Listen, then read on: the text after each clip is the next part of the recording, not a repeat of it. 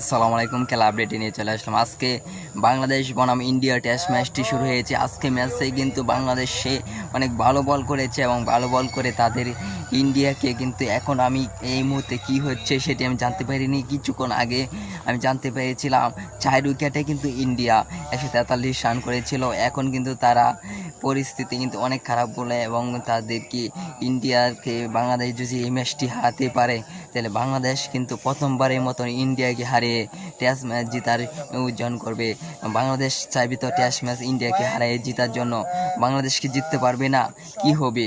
বাংলাদেশকে জিততে পারবে নাকি সেটি আমরা সবাই আশা। বাংলাদেশ ইনশাল্লাহ জিতবে এবং বাংলাদেশ প্রথমবারের মতো ইন্ডিয়াকে হারিয়ে